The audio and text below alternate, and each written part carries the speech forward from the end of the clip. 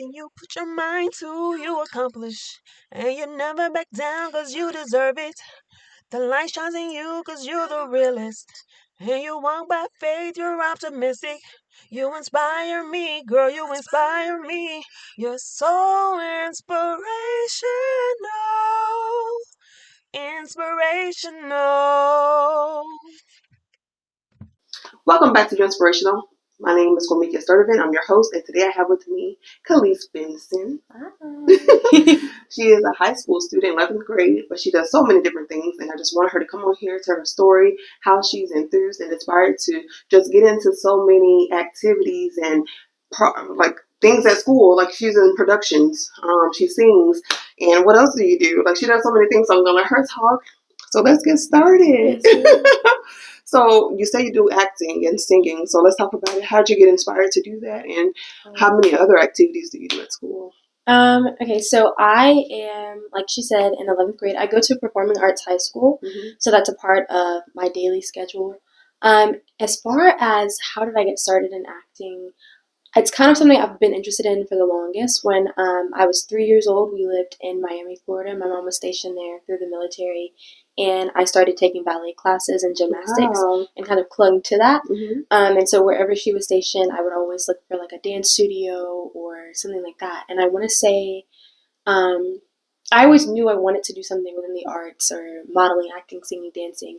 But once I got into middle school, I had a competition that we had to do every year, and they asked me to do a speech one year, and I was like, sure. I kind of like signed up for a bunch of different things and found out that I really enjoyed it, and I ended up winning first place my first time overall at the competition, and everyone was like, you might need to, you might need to continue this on and try this out. So I want to say it was like 6th grade for me, so I was 11 or 12 when I started acting, and then dancing has been kind of off and on since I was 3. So that's kind of how I got started, and then I went on to apply for my school, and then I applied for a performing arts ensemble here in Birmingham and got in first year.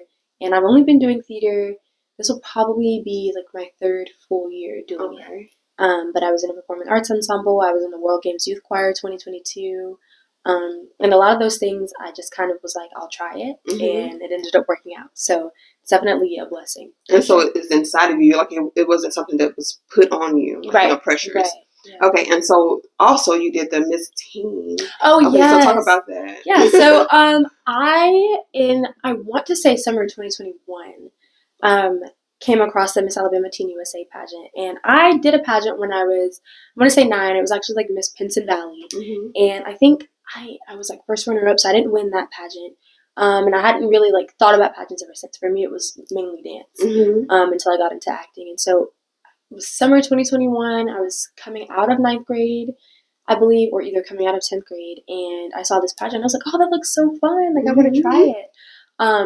And I remember applying on the website. I was like, you know what, I'll just try it. I've never done a pageant before, like a full-scale pageant. This is a Miss USA system pageant, so it's like a big deal. It's Miss Universe organization, like sister pageant. It's like a big pageant. I was like, what's the worst that could happen? I'll just try it. It seems fun. It's something I want to do. Community, fellowship, scholarship. And I really appreciate the values. Plus, it's a very fashion-forward organization, and if you know me, then you know that I love shopping. I love anything clothes, design. Plus, excuse to wear heels all weekend. Sign me up. Okay. So I kind of applied on the website, and I got in, but I couldn't do that pageant because the competition was in January, and I wouldn't have had enough time to prepare because, like I said, I was in a performing arts ensemble that year, and we had full show season, and so in December we had like 19 to 21 shows that we had to perform back to back, so I didn't have time to compete in a pageant as well. So the following year I was like, I'm doing it this year. I told my mom, I was like, let's get it together, and we scrounged all we could, getting tips from people where we could, doing YouTube videos. I was looking things up. Okay, what is a pageant walk? What are the pageant, there are certain things that you have to do, interview, coaching, and things like that. And I ended up placing top 10 for Miss Alabama Teen USA, which is pretty cool because it was my first time competing. I was told that I beat out 2 national title holders, and it was all just me trying my hand at it. So wow. And so you're never stressed about if I'm going to make the top or where well, I tend to be a little bit of a perfectionist. So I'm getting away from that side of things because it doesn't exist. But I tend to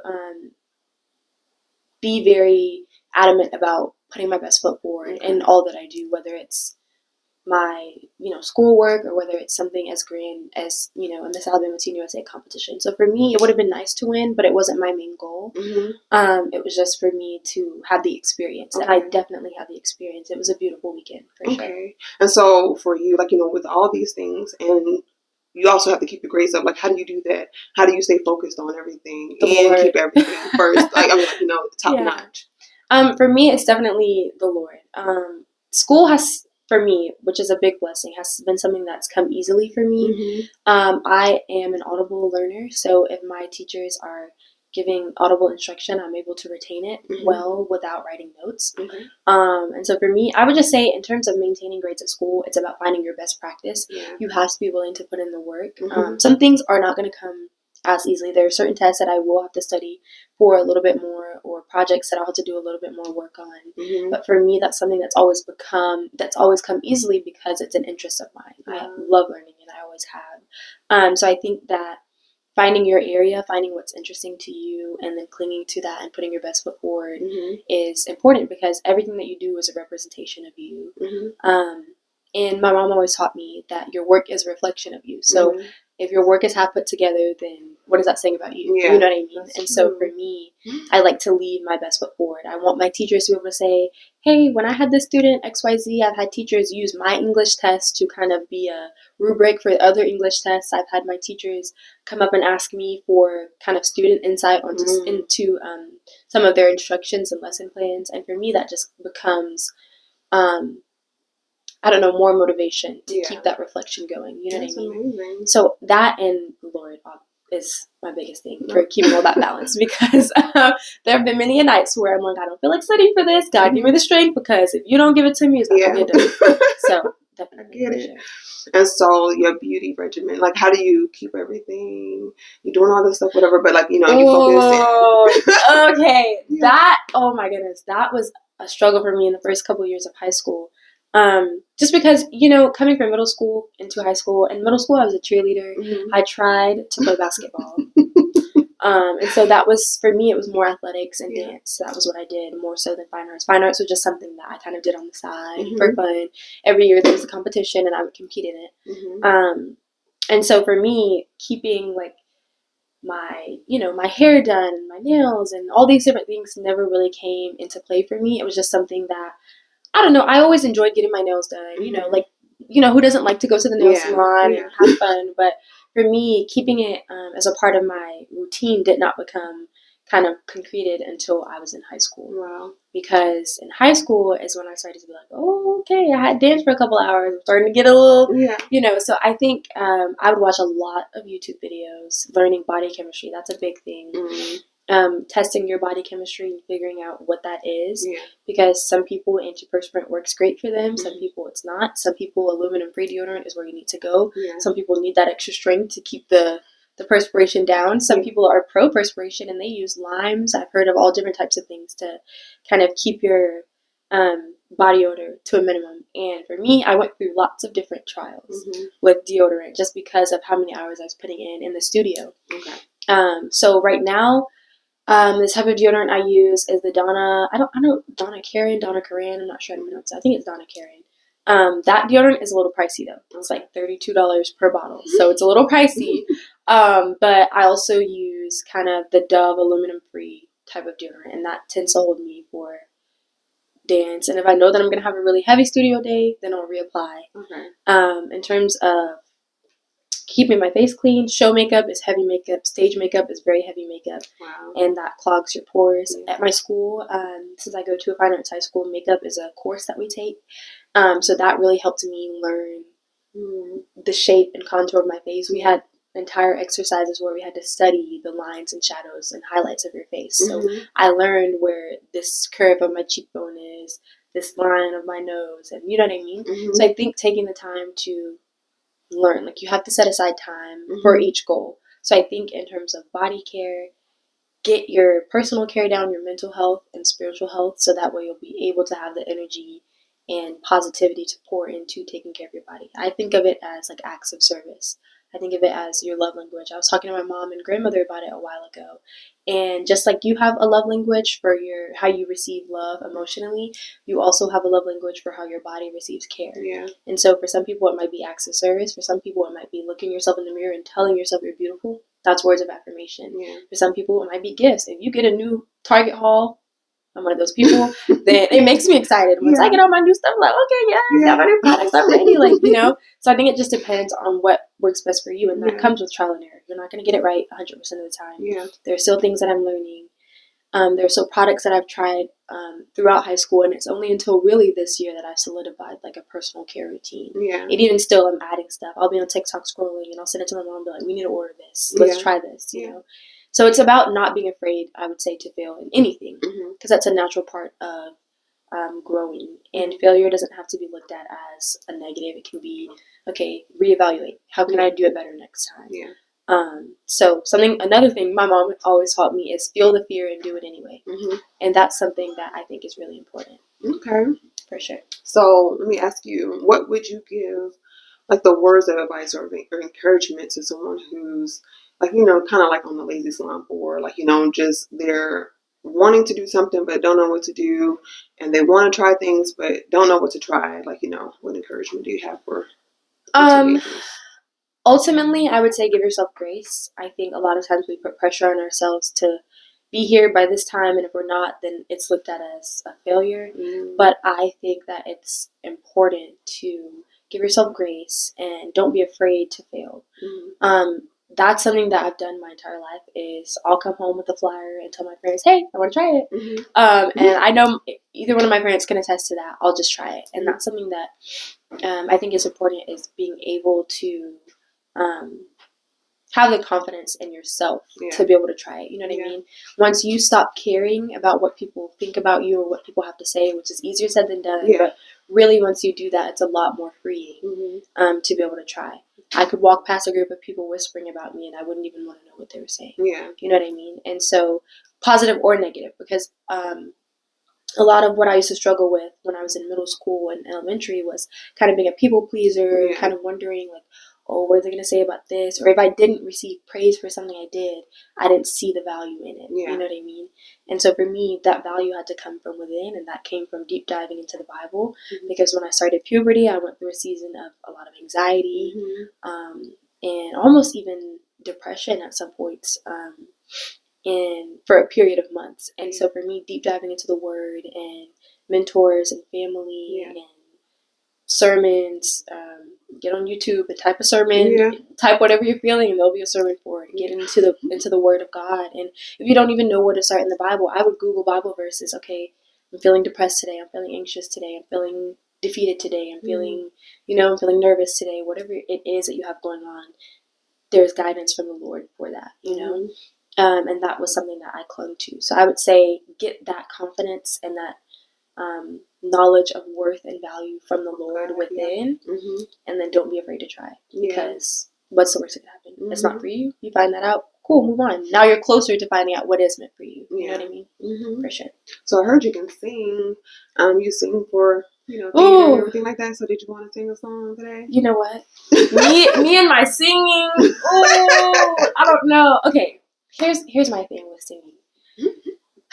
I feel like it really depends on the state of my voice, because I, at my school, for a little bit, took a few voice lessons, and she'd be like, okay, we're going to sing today, we're going to do some warm-ups, and I'd be like, okay, great. But those are the days that my allergies would be, like, the worst, right? So I would have, like, the most mucus, or within the musical theater company that I did in Birmingham last year, I would have, like, I don't know, the sniffles that day, and then it would be time to audition for like the solo spot in the show, and I'd be like, okay, I'm a really push forward to try to do it. So I think, and then I was in a musical most recently, and the character that I got was someone that couldn't sing, but the musical director for the show had to give me tips on how not to match notes, because I grew up in choir and kind of playing the piano off and on, and so singing for me was a touch and go, hit or miss type of thing. But I don't know. I think also it depends on the style of music. Because there's classical, there's certain things that you have to do that are very lifted in your voice. And your soft palette, and you have things that are lower that are kind of more aggressive. A song that I sing pretty often would probably be Almost There. So I do princess performances also. Book with the Enchanted Princesses, by the way, if you're in the Alabama area, Birmingham area. But yeah, so I sing for Princess Tiana often. So I could, I guess, sing something. I don't know. Okay, let's see. Let's see if I can do it a cappella. Okay. Yeah. Fair warning. I told you. Hit or miss, touch and go. Let's see. Mama, I don't have time for dancing. That's just gonna have to wait a while. Ain't got time for messing around. And that's not my style. This old town will slow you down. People taking the easy way. But I know exactly where I'm going, getting closer and closer every day. And then it just keeps going. So little things like that. But that song is probably one of my favorite things to sing. The message I identify heavily with hard work, and something that I cling to is not being able to, or not taking no for an answer easily. I've learned to accept it as an answer sometimes. I've learned, but I don't accept it as an answer easily. I'm going to figure out a way to get what I want done, to get it done. And if it's not meant for that season, something I was just talking to my mom about today is that I'm learning that just because it's a no now doesn't mean it's a not ever. You know what I mean? It could just be not the right season, not the right time. So I'm learning to give myself more grace with things like that. Wow. And college admissions for me are coming up in August, so in a few months. And every 5 minutes, I'm looking down at my phone, scrolling through scholarships or admission processes or college essay tips. And I've written my college essay a year and a half early, actually, just so that I have time to workshop it. But even still, now I'm feeling the pressure, you know what I mean? And I feel a little bit less pressure than most of my classmates, which I'm grateful for because I got an early start with college and with admissions. So that's something that has been helpful. But it also is like, okay, I'm starting to feel that pressure. And so that is when I turn to prayer. That's when I turn to digging deep within myself. That value, a no doesn't determine my value, my worth. Talking to my parents and family and friends, getting advice when I can, where I can, because I think you're never too old or too good for wisdom. You know, and wisdom and discernment is something I pray for almost every day. Yeah, that's good. Just in any situation, whether it's school, whether it's work. That's something I also do is work 2 jobs. So in terms of time management, I'm learning. You can't say yes to everything. You can't be involved in everything. Not everything is meant for you to be involved in that season. So those are some things that I'm learning as well. That's amazing. So now I'm going to have her mother come on. Welcome, Sophia Benson, her mother. So I just wanted to talk to them, just get a little information about the mother-daughter dynamic and the relationship and how you kind of help her along, getting her, to that mindset of just being successful and just doing what she can. And how do you, encourage her, with everything, like hygiene, how did you teach her all these things and just, the poise and the way she just put the effort into herself to make sure that she's just, focused and, on her stuff. So y'all talk about it. How did you do that? Okay, so that was a lot. I'm trying to remember what you just said. Okay, so the beginning, I do remember hygiene, and when she said that, a story came to mind. You know what I'm about to embarrass you about. No. Okay, so I've always been intentional. I was considered an older mother when I had her. I was 32. So we didn't have to grow up together. I was already grown. So I was very intentional when I had her. So I wanted to pour into her. And my mom was a great mom. However, education was not pushed. So I always say I'm a old school mom with a new school twist, because I grew up with some really great values. And that saying that my daughter said, your work is a reflection of you, I got that from my mother. So the things that I liked that my mom did, I incorporated that into me raising Ka'Lise. And the things that I didn't care too much about, I left that part out, and did it in a way where I would have wanted it better. So Ka'Lise remind me a lot of me. She has a lot of her dad in her too, because he's like a go-getter. And in my younger years, I was a go-getter. Now I'm on retirement. Now I'm ready to retire. But I can't, because I didn't make good money choices. And I talked to her about that as well. But I had like big dreams and goals, but I didn't have the support. I didn't have the support that I should have. My mom was a single parent of 3. When she was younger, it was just me, her, and my brother at first. But then, later years, my youngest brother came into play. So she was a single mom with 3 kids. But my mom was also 16 when she had me. So she was a baby herself. So it was a lot, I grew up with my mom. So it was a lot of things. She wasn't established like I was when I had Ka'Lise. I was established already. I was in my career. I was in the military. I was established. So the things, like I said, I lacked support. So I knew what that felt like. And that's why I go so hard for Ka'Lise, because you need that. It can be done without the support, but it's like 10 times, probably 100 times more challenging to do things without having any kind of support.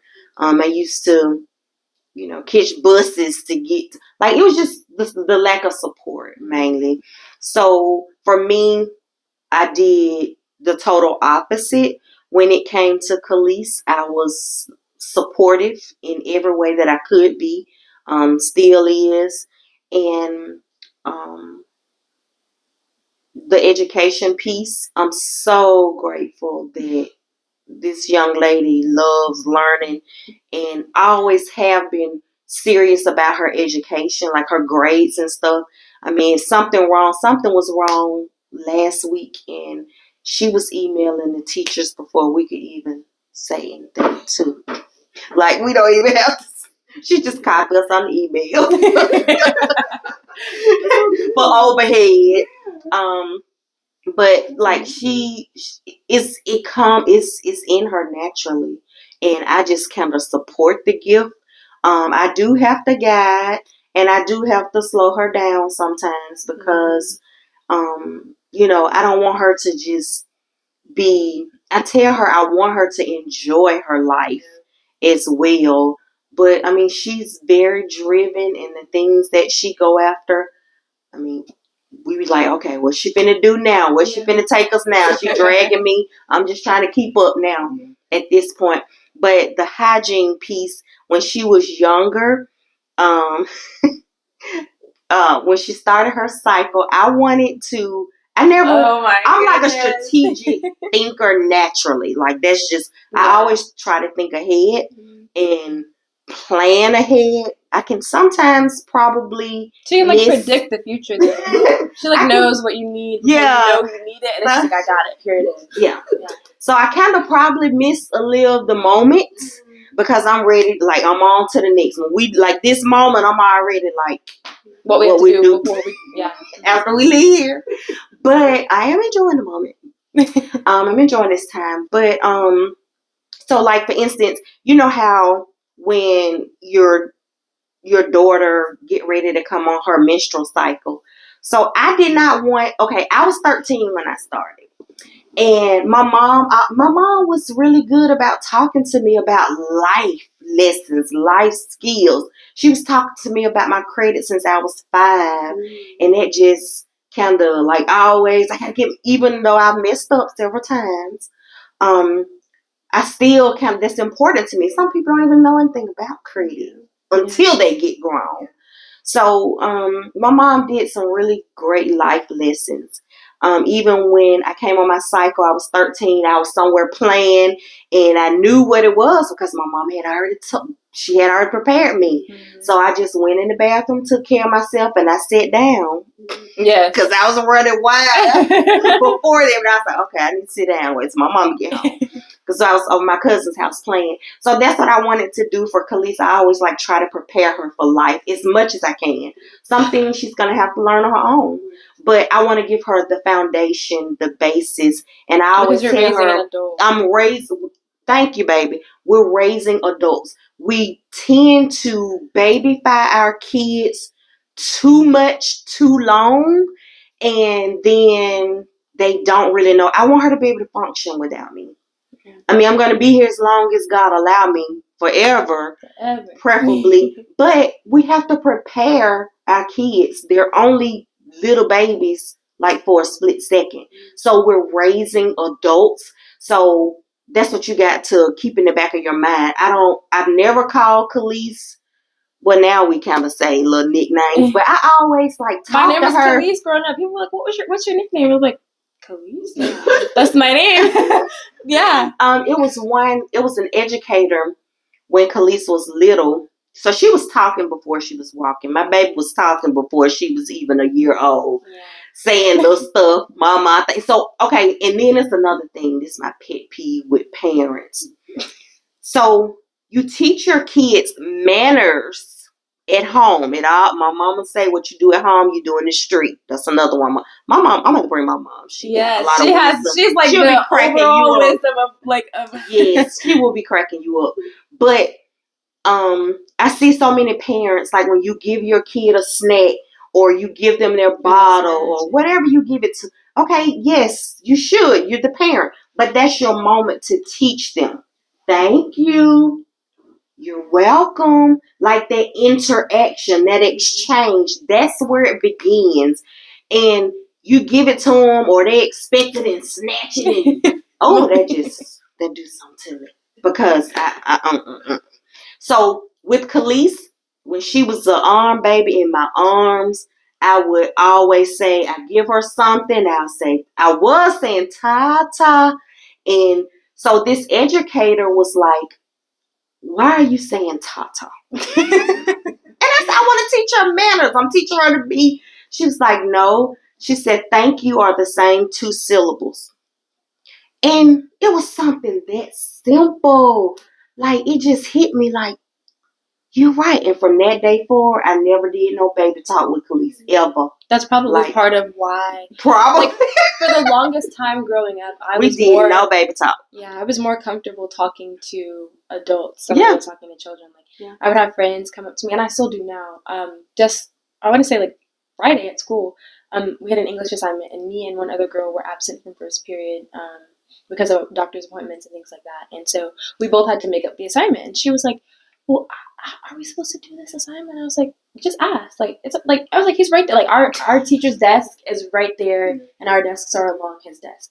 And so I was like, just ask him. And I'm getting back to my other assignment. She was like, no, but like she's getting nervous. And I was like, okay, let me ask him really quick. And I was like, hey, Mr. I asked my teacher, and I went ahead and I told her, she's like, thank you so much. But it doesn't register with me all the time that not everyone had that background or had that. Like, my mom would take me to meetings with her coworkers growing up, or like take me over if she was going over her friends' homes. Like, I would honestly want to stay in there with the adults rather than going in there with the kids. Like, I'd be like, hey guys, like, I want some charcuterie board too. Like, get me a little Welch's sparkler. Like, you know what I mean? Like, that was just how.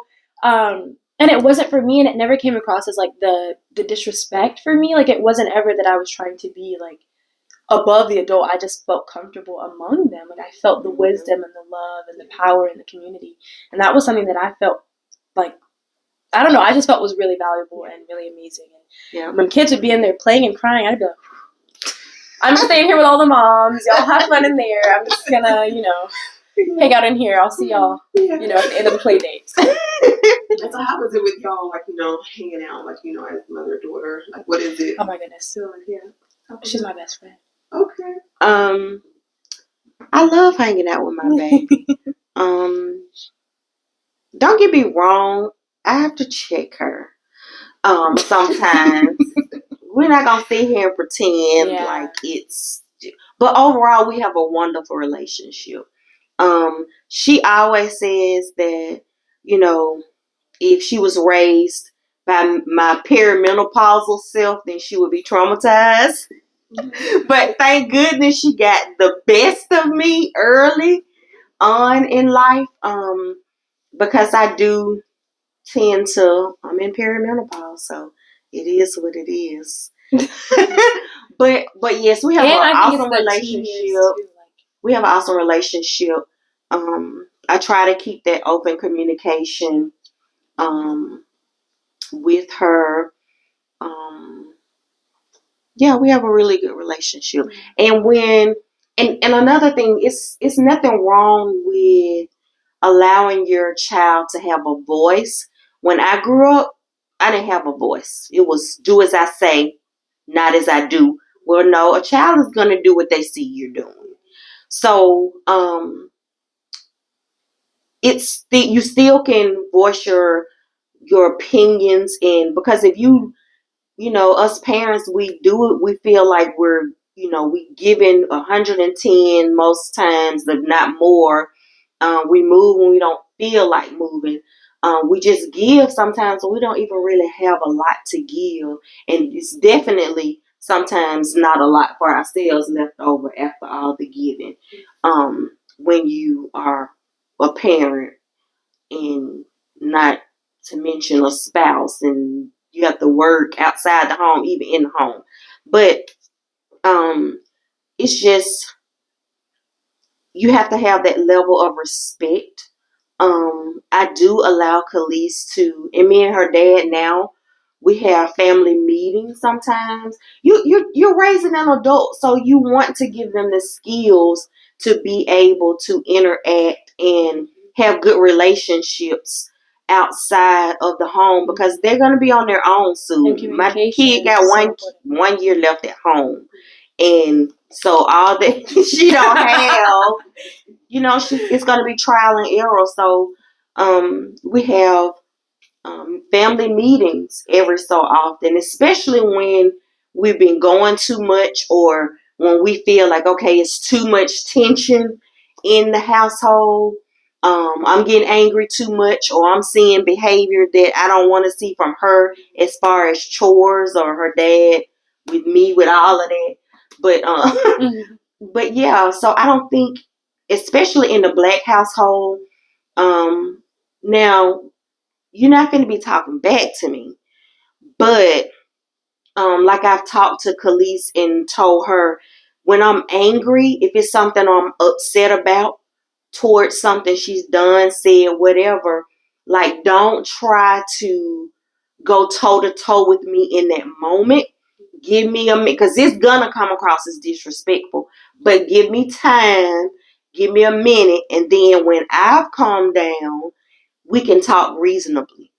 Remember, you're raising an adult, so you don't want to shut them down and shut them out, because they have feelings, they have opinions, they have ideas. Like, you have to listen to your kids in order to, you have to come to their level, to keep that open communication with them, and let them know, good, bad, ugly, indifferent. I'm here. I love you. And then sometimes I tell Ka'Lise, sometimes it's just going to be because I said so.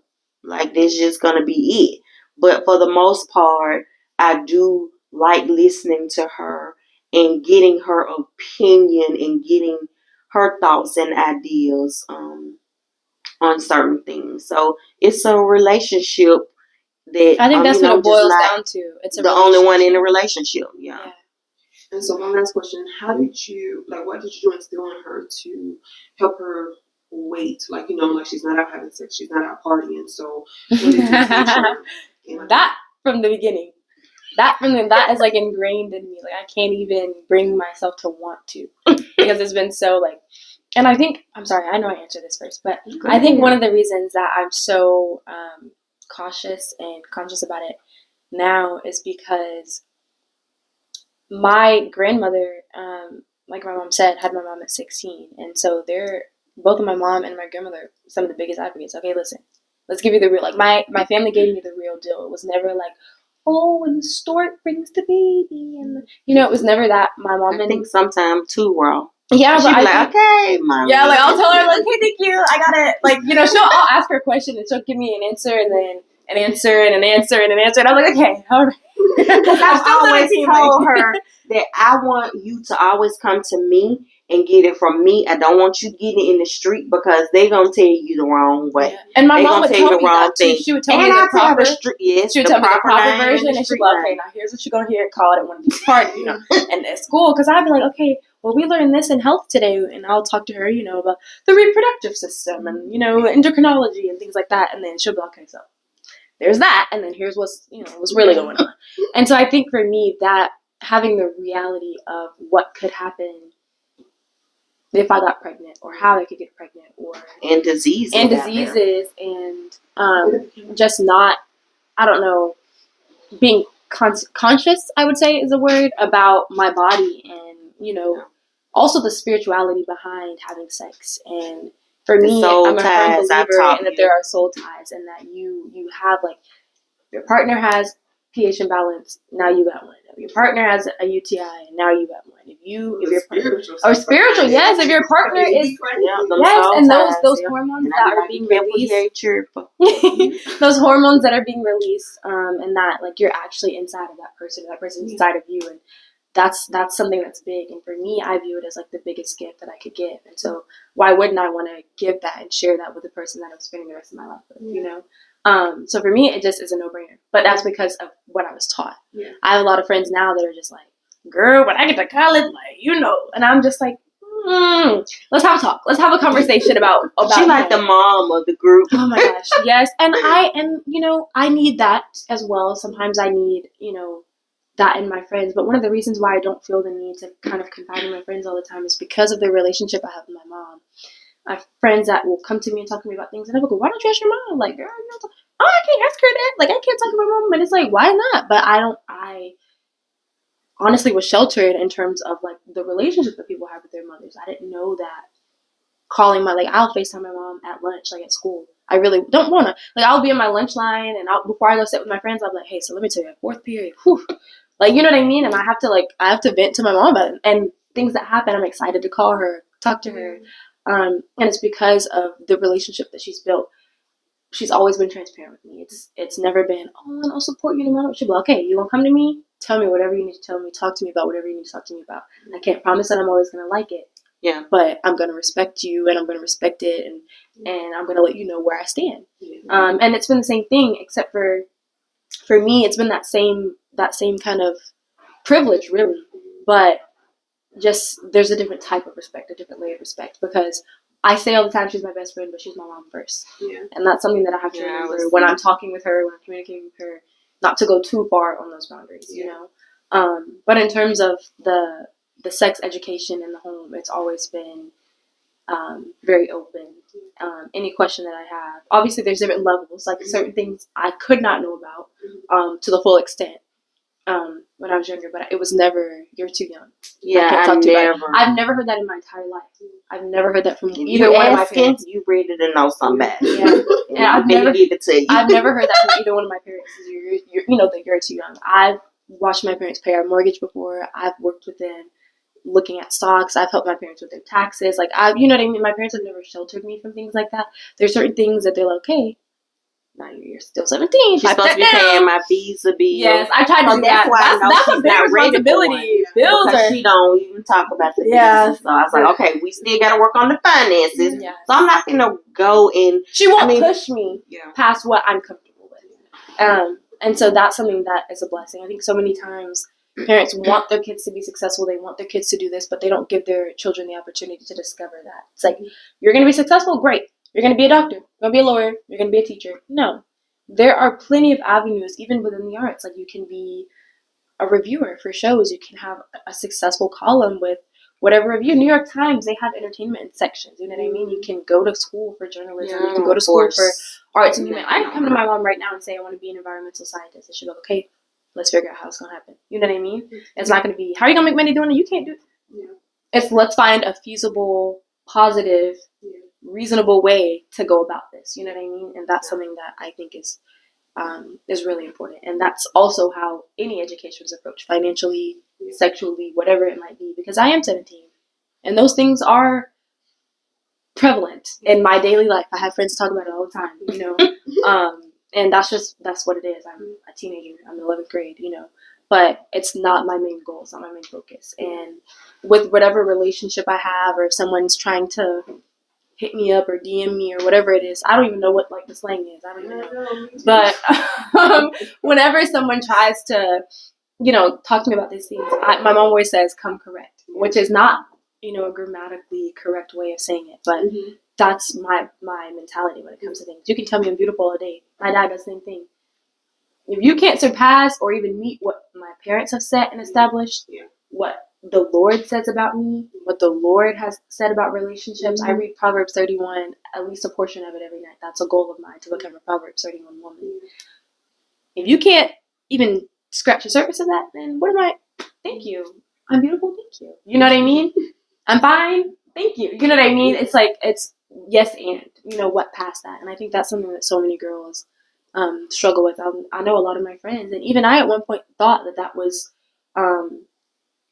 like, you know, I thought that was just normal. Like, you get in high school and you have to have a boyfriend and you have to go on dates, and you know, you watch those high school movies. And I would talk to my mom, but she's like, "Girl, you're 17. You don't have to have a boyfriend." I'm like, "Girl, yes, I do. Like, I'm 17. Come on."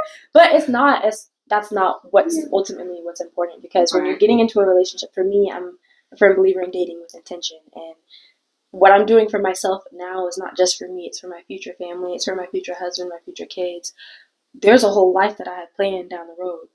If you can't complement that or help propel that, and I can't help you grow, then what? You know what I mean? You know, it's nice to meet you, but that can't go any further. You know what I mean? And so it's not being afraid to be by yourself until you're with that kingdom partner, and build yourself up, because you have to know what you want and be comfortable with yourself and love yourself before you get into a relationship with someone else. You can't give someone else something you don't have. If you don't have love for yourself and you don't possess that, then you can't give it. That's what we talk about, like back to the hygiene, when we talk about, you know, self-love and self-care. Like sometimes, like my daughter has a boyfriend, and I tell her sometimes just come home and do something for you. Don't come home getting on the telephone with him. Come, you do you. And I was like, that's going to make you more attractive, you know, because you're basking in your glory. Like, come home, do something for you and your mind. And that's going to stimulate you. And like, I just go to bed have early. Balance. Yeah. You don't have to go, just because you're in high school doesn't mean you have to go to bed at 2 o'clock in the morning, Right. 1 o'clock in the morning. Yeah, bags under your eyes. I don't even respond to, like, if you text me, you're probably not going to get a response after 10 o'clock. Just saying. And I could be awake. I could be watching Netflix, but my phone is on Do Not Disturb, and it's in sleep mode, and I won't see it until 5:30 when I wake up the next morning, because that's what I have when I have to wake up for school. A lot of my friends don't have to wake up that early. You know what I mean? And they don't have the things going on outside of school that I do, or if they do, then it's about learning that balance. Because I'm fortunate enough to go to a school with people that have ambitions and goals and dreams, just as busy as you are. and sometimes if not more. So I'm grateful to have friends that I can bounce, and classmates and acquaintances that I can bounce ideas off of, and bounce like, okay, how are y'all managing this exam plus this plus that? Because next week I have an AP exam, but I also have a panel that I'm discussing, and then I also have a leadership meeting. That's a lot in 1 week. But that's my reality. That's my real day. That's my everyday. That's my Monday through Friday. So yeah, I think that's something that's important to consider. Having community. Yep. I was like, okay, she's a talker. Yeah. If you hadn't noticed. That's true. Thanks for watching your Inspirational. Bye. Thanks for watching Your Inspirational. Don't forget to comment, like, subscribe, and hit the notification bell, all right? See you next time.